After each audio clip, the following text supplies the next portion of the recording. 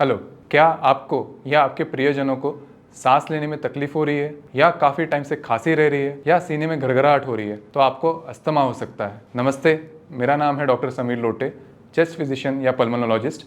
आज हम डिस्कस करने वाले अस्थमा के बारे में। हर बार की तरह हम शुरू करते हैं एक कहानी से, पर ये कहानी के डिटेल्स जानने के लिए हमें अस्थमा की थोड़ी जानकारी होनी चाहिए, इसलिए कहानी हम अंत में लेंगे। तो अंत तक के टिके रहिए और जानते हैं अभी अस्थमा के बारे में। तो अस्थमा मतलब कि एक क्रॉनिक लंग फेफड़ों की बीमारी है जिसमें सिम्टम्स जैसे कि सांस का फूलना, खांसी, सीने में घरघराहट, सीने में टाइटनेस जो कि सीजन के अनुसार वेरिएबल रहती है, ऐसी ये अस्थमा बीमारी है। तो ये अस्थमा होता क्यों है, क्या क्या फैक्टर्स है और क्या क्या ट्रिगर्स है। तो सबसे पहला फैक्टर जैसे हम बोलते हैं जेनेटिक मतलब आनुवंशिकता। अपने घर में किसी को फैमिली में माताजी के साइड या पिताजी के साइड अस्थमा है तो आपको अस्थमा होने की प्रोबेबिलिटी बढ़ जाती है। सेकंड है, किसी को अगर वर्क प्लेस या ऑक्यूपेशनल कोई हैज़ार्ड है जहाँ पे हम काम कर रहे हैं ऑक्यूपेशन में, उससे हो सकती है।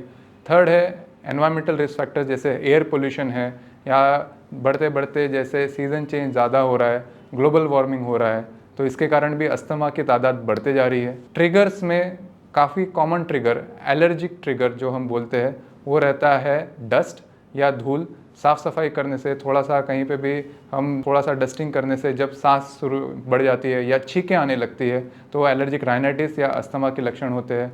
कहीं पे स्मोक, धुआं, घर पे धूप, अगरबत्ती, ये चीज़ों से अस्थमा बढ़ सकता है। और ट्रिगर में कहीं कहीं पे घर में पेट्स रहते हैं, कुत्ता या बिल्ली, इनके जो बाल झड़ते हैं उससे भी अस्थमा बढ़ सकता है। या फिर इनके अलावा भी जो पोलन रहते हैं या गार्डनिंग में कोई कोई प्लांट्स रहते हैं, इसके कारण भी अस्थमा बढ़ सकता है। अब ये अस्थमा अगर है, या इंग्लिश में इसको जैसे एज़मा कहते हैं, क्या ये डायग्नोस कर सकते हैं? जी, बिल्कुल डायग्नोस कर सकते हैं। वो डायग्नोसिस के लिए अपने पास में PFT मतलब पल्मोनरी फंक्शन टेस्ट नाम की एक टेस्ट रहती है। ये टेस्ट में कंप्यूटर के सामने हम जोर से फूंक मारते हैं और हमारी फेफड़े की कैपेसिटी या क्षमता हमें पता चलती है। और इन्हेलर लेने के बाद में एक दोबारा टेस्ट करते हैं और देखते हैं कि क्या पहले से और इन्हेलर लेने के बाद में क्या कैपेसिटी बढ़ रही है।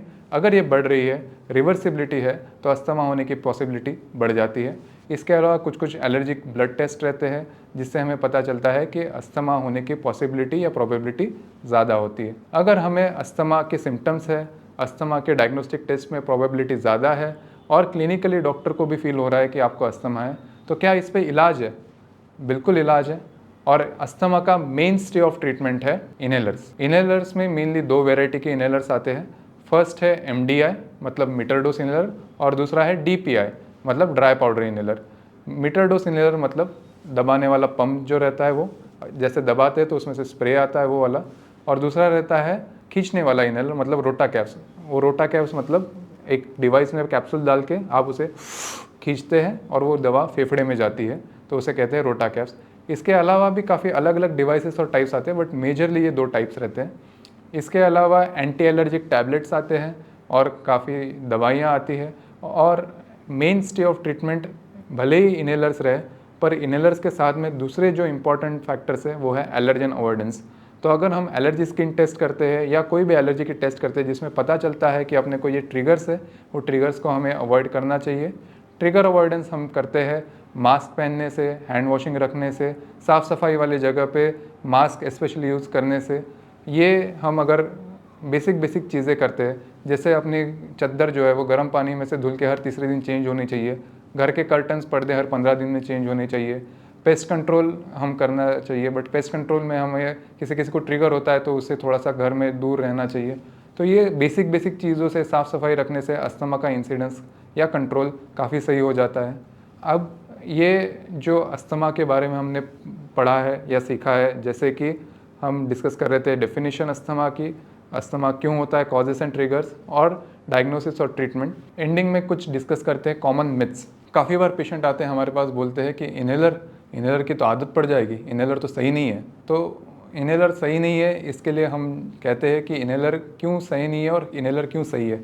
तो इनहेलर जो टेक्नोलॉजी है, जब इनहेलर नहीं था तब पहले के ज़माने में टैबलेट्स थे या इंजेक्शंस थे या कई कई बार तो सर्जरी भी किया करते थे, फेफड़े की डीनर्वेशन, मतलब फेफड़े को जो नर्व सप्लाई है उसको काट देना। तो ऐसे बहुत मॉर्बिड सर्जरीज होते थे।